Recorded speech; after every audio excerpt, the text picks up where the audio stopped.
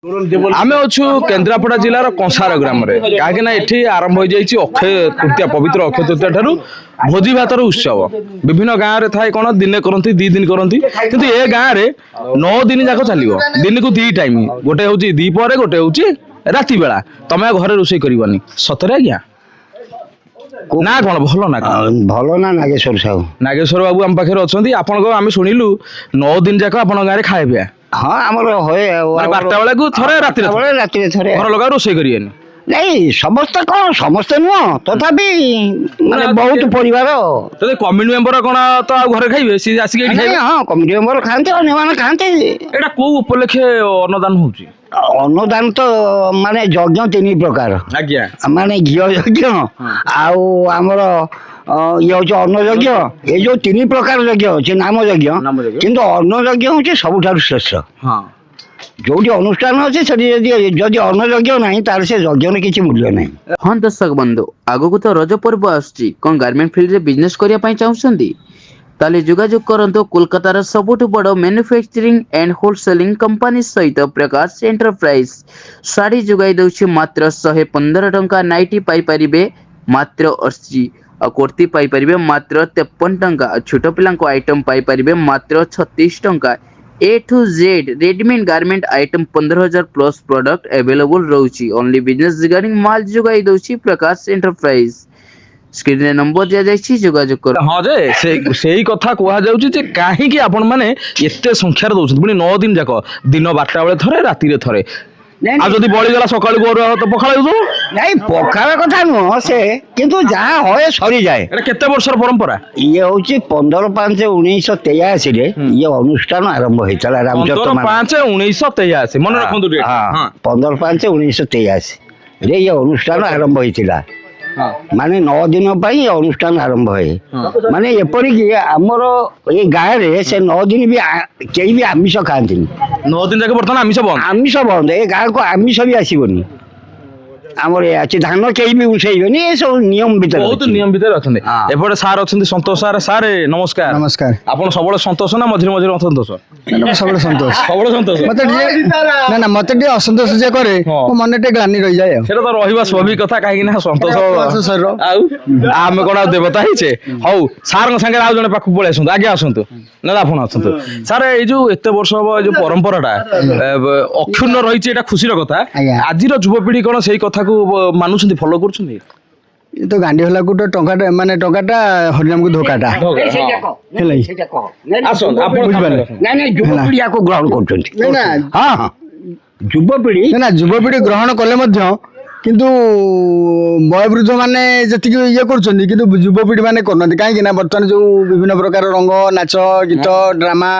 गोटिपो नाच कि ये जो ना ये रे तापर जति आकृष्ट होजनी ये मानस उपरे कि रामचरित आध्यात्मिक उपरे सेते पिकाटे पड़िछि अच्छा बुझ पाले जाकि माने से भली भाव रे संख्यातीत होई पारुनी किंतु आम मन भीतर भक्ति भाव रहिछि रहिबा निहात कथा सर कोन कहबे यथा आमे 15/5/1983 रे आरंभ कलु 43 वर्ष होला एरे 43 वर्ष आमे जेतले प्रथम अनुष्ठान हैला आपण छुआ छुआ के एमती नेउथले माने कॉलेज पढथले नाय मुबा युवक थले मुबा युवक मुबा प्रथम मेंबर थिली ये प्रथम मेंबर गोटे ताली हौ हां नागेश्वर बाबू जेते बेले कार्य माने गार अनुष्ठान हला यातायात सुविधा नथबो ए गार नर्दमा कोन एडा हिडो रास्ता थला बोदे नाय नाय हिडो न से हेरे से तो माने कादुओ थिला नागेश्वर बाबू सब कथा को पारे दउछंती जे सब ठीक थला नाय नाय ठीक थिला सेमती ये नथिला सब ठीक थिला तो सेतबेले आमे ठी लोकन को एबे तो जरी पाला सेतबेले पालो भी नथिला हेनसम मसिना मागी कि समस्त घर आनी पकेबो तथापि लोक जागा हेबेनी पण एते लोक खाइ गते ये खाइबा न आगे प्रवचन हबो संजारू राति 11टा बेल को सब हमर माने भोजन आरंभ हबो एटा सब दिन निहाती भाव में यही सब कार्यक्रम को जो चलुची मंदिर भी देखीचु जो हनुमान राम मंदिर तो यही सब घटना देखला पर हमको लगे प्रकृत में अन्नदान माने अन्न यज्ञ जो मैंने अन्नदान कर गाँव डेभलप बहुत हुए आम देखु गाँव में बहुत जन माने कौन उन्नतिर चरम सीम सर आप कौन करते पेशादार शिक्षकता करे देखिल तो ये कहू को धरा पड़ी गले सर आप बोल ना प्रशांत कुमार बेहरा सभापति अच्छा आपन जेते बळे ए जो कार्यक्रम विषय 15/5/19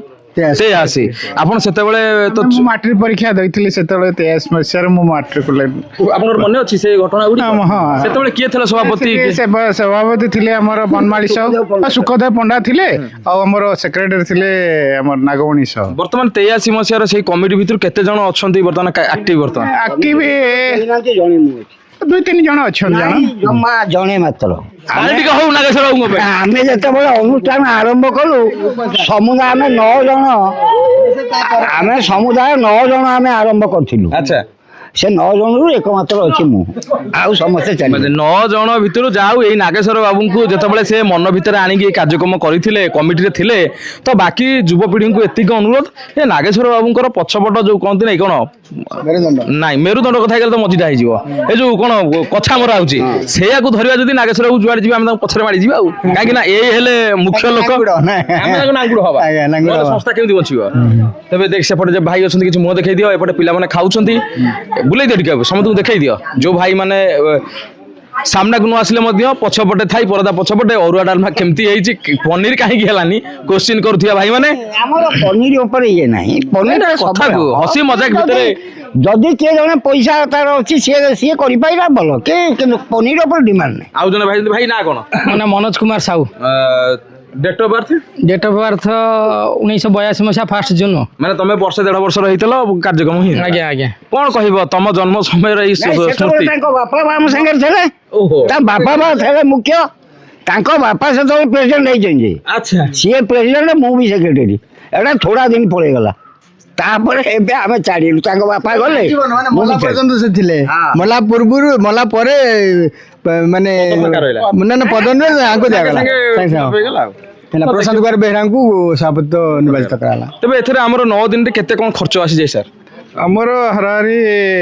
1,30,000 ରୁ 1.5 ଲକ୍ଷ ଭିତରେ ଖର୍ଚ୍ଚ ଏଟା ପ୍ରତି ବର୍ଷ ହଁ, ହଁ। ଆଉ କଣ ଅନ୍ୟାନ୍ୟ ଏଇଟା ହୁଏ ଆମର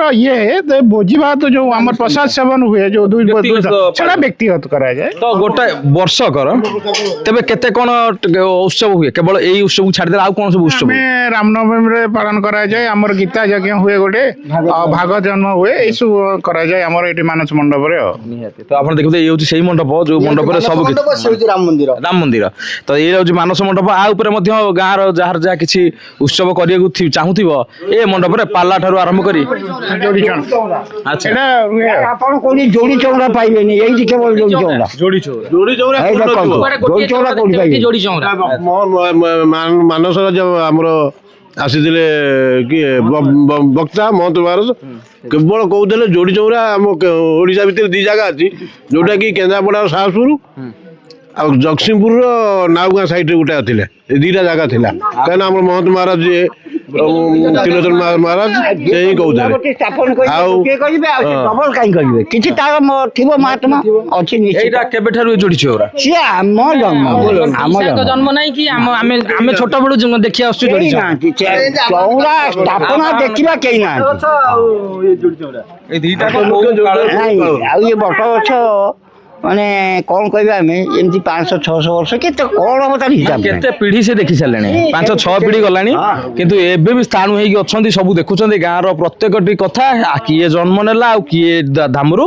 ବିଦାୟ ନେଲା ଆଉ କାହାର ଏଠି ଏଇ କାର୍ଯ୍ୟକ୍ରମ ଗୁଡ଼ିକ ହେଲା କେତେ ସୁନ୍ଦର ଗାଁ ଆପଣ ଦେଖିପାରୁଥିବେ ଏଠି ସବୁ ଏଇ କୁନି ଭାଇ ମାନେ ଅଛନ୍ତି ଆଗାମୀ ଦିନରେ ପୁଣି ବଡ଼ ହେବେ ଏମାନେ ପୁଣି ଧାମ ରଖିବେ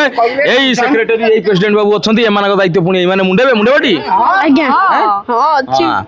ସେ ତ ତାଲିମ ହେଇଗଲେଣି ଆଉ ସେମାନେ ତାଲିମ ହେଇଗଲେ 9 ଦିନ ବର୍ତ୍ତମାନ ପାଇଁ ଆମର ଏଠି ମାନେ ପିଲାଙ୍କ କତରୁ ବଡ଼ ଆନନ୍ଦ ଆନନ୍ଦ ତ ଆନନ୍ଦ ମହା ଆନନ୍ଦ ନାଇଁ ଅରୁଆ ଡାଲମା ସେମିତି ହେଇଛି ମିଛ ନାହିଁ ମୁଁ ନିଜେ ଖାଇଛି ପାଖରେ କଥା ନାହିଁ ଯେ କିନ୍ତୁ ସମସ୍ତେ ମାନସ ମଣ୍ଡପର ନା ହବ ପରା ଯେତେବେଳେ ଏତେ ପିଢି ପର ପିଢି ମାନେ ଯୋଡ଼ି ଚଉରା ଆଉ ଏପଟେ ବଟ ବୃକ୍ଷ ଆଉ ସେ ଜାଗାରେ ଯେତେବେଳେ ଏଇ ଖାଦ୍ୟ ଗୁଡ଼ିକ ରୋଷେଇ କରାହଉଛି ସେ ପ୍ରସାଦ ମହାପ୍ରସାଦରେ ପରିଣତ ହେଇଯାଉଛି ଆଜି ଆମେ ଖାଉଥିଲେ ନିହାତି ମନ ହଉଥିଲା ଆଉ 2ଟା ଖଣ୍ଡେ ଖାଇବାର ଥିଲା ଡାଲମା କିନ୍ତୁ ପେଟରେ ଜାଗା ନଥିଲା କାକଟ ମଙ୍ଗଳା କେନ୍ଦ୍ରାପଡ଼ା ଆଜ୍ଞା କାକଟ ମଙ୍ଗଳା ପାଖରେ ଯୋଉ ରାମଚରିତ ମାନସ ହଉଥିଲା ସିଆକୁ ଦେଖିକିନି ନାଗଣୀ ବାବୁ କଣ କଲେ ନା ଏଠି ଇଏ କରେ ସେ ସେଇ ବର୍ଷ କାକଟ ମଙ୍ଗଳାରେ ପ୍ରଥମ ହେଲା ପାନ ରଖିଛ କଥା ଭିତରେ ପାନ ଖଣ୍ଡେ ଚୋବେଇ ଦେବା ନା ଦିଅ ତ ସାର ଠାରୁ ପାନ ଖଣ୍ଡେ ଖାଇବା ପାନ କୋଉ କେମିତି କଣ ଭାଙ୍ଗୁଛ ମୋ ହାତରେ ଭାଙ୍ଗେ ମାନେ ଏଇଟା କଣ ଚାଲୁ ଗୋପାଳ ମିଠା ନା ଚାଲୁ ଗୋପାଳ ତାହେଲେ ହେଲା ଜଳିଲା ଆଉ ଦିଅ ଆଉ ପଚାରେ ନେ ଦିଦା ଚୁନ କମ ନା ଅଧିକା ସେ ତୁମ ହେଲେ ଇଏ ଗିଲା ଦିଆ ହେଇଛି ପାନ ଖାଇବା କଥା ନୁହେଁ କିନ୍ତୁ ଏଇଟା ହଉଛି ଶୁଦ୍ଧ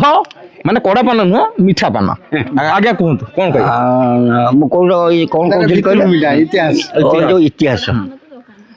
ଆମେ କାକଟରେ ସେ ବର୍ଷ ରାମଚରିତ ମାନସ ପ୍ରଥମ ହେଲା ଆମେ ଏ ଗାଁରୁ ଆମେ 8-10 ଜଣ ପ୍ରତିଦିନ ଗଲୁ ଗୁଣ୍ଡି ପଡ଼ିଛି ସନ୍ଧ୍ୟାବେଳେ ସେଟା ହଳିଆଖଣ୍ଡି ଗୁଣ୍ଡି ପଡ଼ିଛି। ବଢ଼ିଆ ଲାଗୁଛି ହଉ ଚାଲ କଥା ଚାଲୁ କଥା ଚାଲୁ ସେ 8-10 ଜଣ ଗଲୁ ଆମକୁ ଏମିତି ଲାଗିଲା ହଁ ଆମେ ଜାଣିଛେ ମାନେ ରାମ ସୀତା ରାବଣକୁ ମାରିଲେ ଇଏ କଲେ ଇଏ କିନ୍ତୁ ସେ ନାମ ଭିତରେ ଏଭଳି ଜିନିଷ ଅଛି ସେ ସବୁ କୋଉଠି ସେଟା ଆଲୋଚନା ହେଇନି କି ଆମେ ଜାଣିନଥିଲୁ ମନକୁ ଛୁଇଁଲା ଆଉ ଆମେ ସେଇଠି ଯୋଉ ପ୍ରବଚନ ହେଲା ଆମେ ଗଲୁ ସବୁଦିନ ସେଇଠି ଶୁଣିଲୁ ତାପରେ ଆମେ ଆସିଲା ବେଳେ ସବୁ ବାଟରେ ସବୁଦିନ ଚିନ୍ତା କରେ ଆମେ କଲେ ଏମିତିଆ ହୁଅନ୍ତାନି କେତେ ପଇସା ଏ କଥା କାହା ମୁଣ୍ଡ ଭିତରେ ଫାଷ୍ଟ ଆସିଲା ଆମେ ଯୋଉ 8-9 ଜଣ ଯାଉଥିଲୁ ସେଇ ଆମରି ଭିତରେ ସିଏ କହିଲେ ଇଏ ତ କମ ପଇସାର କଥା ନୁହଁ ବକ୍ତା ମାନେ ଆସିବେ ସେ ପଇସା ନେବେ କୋଉଠୁ ଆସିବ କେମିତି ହବ ଏମିତି ହେଇକିରି ସବୁଠୁ ଥରେ ଗୋଟେ ମିଟିଂ ଡାକିଲୁ ଗାଁରେ ସମସ୍ତେ କିନୁ ଆମେ କିଛି ଆମେ ଯୋଉମାନେ ଯାଇଥିଲ କାକଟପୁର ମଙ୍ଗଳା କାକଟପୁର ମଙ୍ଗଳା ଆମର ଏଇ କେନ୍ଦ୍ରାପଡ଼ା କାକଟ ମଙ୍ଗଳା ହଉଠୁ ସେ ପ୍ରଥମ ଦିନ ମିଟିଂଟା ସକ୍ସେସଫୁଲ ହେଲାନି ଜଣେ ସେଥିରେ ସେ ଅତି ବଡ଼ ଲୋକ ସେ ମିଟିଂଟାକୁ ସେ ଭଣ୍ଡୁର କରିଦେଲେ ସେ କହିଲେ ଯେ ଇଏ ଦାନ ମଗା ଯାଇକି କୌଣସି ଅନୁଷ୍ଠାନ ହୁଏ ନା ଯଦି ହବ ଦମରେ କର ନାଇଁ ସେ କହିଲେ ଯଦି କହିଲେ ଇଏ ଗାଁରେ ତାଙ୍କୁ ପ୍ରୋଟେକ୍ସନ ତାଙ୍କ କଥାର ଉତ୍ତର ଦେବା ପାଇଁ କାହାର ସାହସ ନାହିଁ ତେଣୁକରି ଭାଙ୍ଗିଗଲା ନାଇଁ କିନ୍ତୁ ଆମେ ହଉଛୁ କଂସାର ବାଲା ସେ ହଉଛନ୍ତି ସାହସପୁର ବାଲା ମୁଁ ସବୁଠୁ କହିଲି ନନା ମୁଁ ଟିକେ କହିବି ନା କ'ଣ କୁହ ମୁଁ କହିଲି ଏଇ ଯୋଗୀ ଋଷି ମୁନିମାନେ ଯୋଉ ଯାଇ ରାଜା ମହାରାଜା ସବୁ ତାଙ୍କଠୁ ମାଗିକିରି ଆଣି ଯଜ୍ଞ କରୁଥିଲେ ସିଏ କାହିଁ ଭିକ୍ଷା କରି ଆଣିକି ଯଜ୍ଞ କରୁଥିଲେ ତ ଆମେ ଯଦି ଭିକ୍ଷା ନ କରିକି ଯଦି ନ କରିବା ତାହେଲେ ସେମାନେ କାହିଁ ଆଣି କରୁଥିଲେ ନା ସେଠାରେ କ'ଣ ଅଛି ଯଦି ପଇସା ଦେଇକିରି କରିବ କର ମୁଁ କହିଲି ଏମିତି ଜଣା କିଏ ଅଛି ସେତେବେଳକୁ ବୟସ ଯୁବକ ମନ ନା ମତେ ତମେ ପୁରା ଟିଣ ହେଇଗଲ ଆଉ ହେଲା ଏବେ ସିନା ଦାନ୍ତ ପଡ଼ିଯାଇଛି ସେତେବେଳେ କି ହବ ନାଇଁ ସତରେ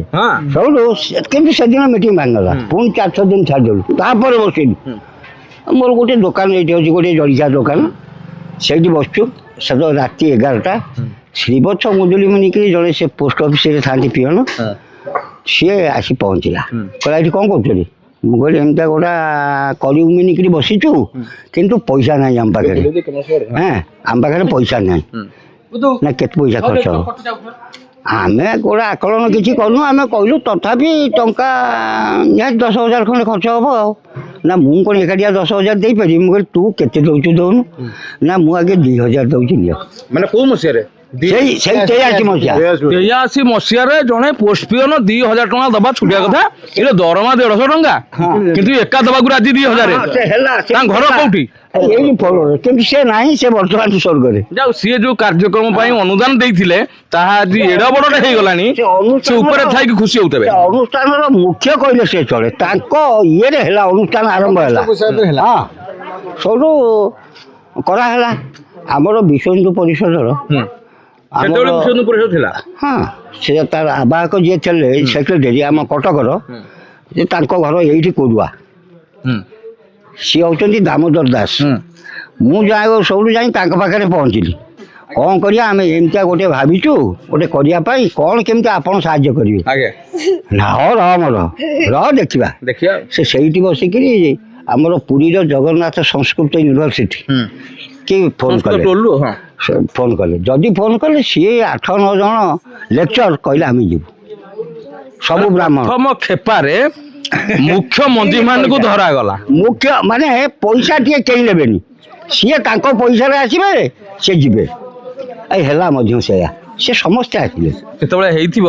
ଏ ଖଣ୍ଡମଣ୍ଡଳରେ ତ ନାଁ କମ୍ପିଥିବ ଏଠି ବା ଜାଗା ହେଲାନି ଏଠି ଜାଗା ହୁଏ ନା ପ୍ରଥମ 5-10 ବର୍ଷ ଏଠି ଜାଗା ହେଇନି ତ ଓଡ଼ିଶାର କୋଉ ବକ୍ତା ନ ଆସିଛନ୍ତି ଏମିତି କଥା ନାହିଁ ସମସ୍ତେ ଆସିଛନ୍ତି 43 ବର୍ଷ ଅନୁଷ୍ଠାନ 43 ବର୍ଷର ଅନୁଷ୍ଠାନ ମାନେ ସବୁ ବକ୍ତା ଓଡ଼ିଶାର ନାମ ଧନ୍ୟ ବକ୍ତା ମାନେ ସବୁ ଆସୁଛନ୍ତି ରହିଯାଇଥିବେ କିଏ କୋଉଠି ମାନେ କୋଣ ଅନୁକୋଣରେ ରହିଥିବେ ସେମିତି କହିହେବନି ତଥାପି ଯିଏ ସବୁ ଉପାଧି ପାଇଦେଲେ ସମସ୍ତେ ଆସିଛନ୍ତି ତ ବର୍ତ୍ତମାନ ଯଦି ଆମେ ଦେଖିପାରୁଥିବେ ଏଇ ମାନେ ହେଲେ ବାଇମୁଣ୍ଡି এইମାନଙ୍କ ଦ୍ୱାରା ଯେଉଁ ମଞ୍ଜିଟା ପୋତା ଯାଇଥିଲା ଆଜି ଏ ବିଶାଳ ଦୁର୍ମରେ ପରିଣତ ହେଇଛି। ବାକି ରହିଲା ଏଇ ଯେଉଁ ପରପିଢ଼ି ମାନେ ଆସିଲେ ଏଇ ଟୋକା ମାନେ ରଖିଲେ ନେବେ ଦାୟିତ୍ୱ କରିବେ ଆଉ ଇଏ ନେବେ ଆଉ ସେତିକି ବିଶ୍ୱାସ ଅଛି। ଯେଉଁ ପୋଷ୍ଟ ପିଅନ 2,000 ଟଙ୍କା ଦେଇଥିଲେ 150 ଟଙ୍କା ଦରମା ପାଇକି ସିଏ ଆଜି ସ୍ୱର୍ଗରେ ଥାଇ ଯେଉଁ ଖୁସି ଆନନ୍ଦ ଅନୁଭବ କରିଥିବେ ତାକୁ ଆଉ କ'ଣ କହିବା। ତେବେ କାର୍ଯ୍ୟକ୍ରମକୁ ଏଇଠି ରଖିବା। ଯଦି ଭଲ ଲାଗିଲା ପାଖାପାଖି ଗାଁକୁ ଟିକେ ସେୟାର କରିଦିଅ। ଆମେ ହେଲୁ କୋଉ ଗାଁ? ଇଏ ସାହସପୁର ଯେତିକ ସବୁ ରହିଲ ପାଖାପାଖି ଲୋକ ଦେଖନ୍ତୁ, କାହିଁକିନା ଏଭଳି ଅନୁଷ୍ଠାନକୁ ଯଦି ଆଉ କିଛି ଆର୍ଥିକ ଅନୁଦାନ ଆସେ ଆଉ ଟିକେ ଜୋରଦାରିଆ ହବ। ନମସ୍କାର, ଜୟ ଜଗନ୍ନାଥ। ଆଗକୁ ତ ରଜ ପର୍ବ ଆସୁଛନ୍ତି, ଆପଣ କ'ଣ ଚିନ୍ତା କରୁଛନ୍ତି ଗାର୍ମେଣ୍ଟ ଫିଲ୍ଡରେ ବିଜନେସ୍ କରିବା ପାଇଁ? ତାହେଲେ ବିଳମ୍ବ କ'ଣ ପାଇଁ? ଯୋଗାଯୋଗ କରନ୍ତୁ କୋଲକାତାର ସବୁଠୁ ବଡ଼ ଗାର୍ମେଣ୍ଟ ହୋଲସେଲର ସହିତ Prakash enterprise. A to Z readymade garment item ଆପଣ ହୋଲସେଲିଂ ପ୍ରାଇଜର ପାଇପାରିବେ। ଶାଢ଼ୀ ପାଇବେ ମାତ୍ର 115 ଟଙ୍କା, ନାଇଟି ପାଇବେ ମାତ୍ର 80, କୁର୍ତ୍ତି ପାଇବେ ମାତ୍ର 53 ଟଙ୍କା। A to Z readymade garment item ଆପଣ ହୋଲସେଲିଂ ପ୍ରାଇସ୍ ବହୁତ ସୁଲଭ ମୂଲ୍ୟରେ ପାଇପାରିବେ। ଯୋଗାଯୋଗ କରନ୍ତୁ, ସ୍କ୍ରିନରେ ନମ୍ବର ଦିଆଯାଇଛି।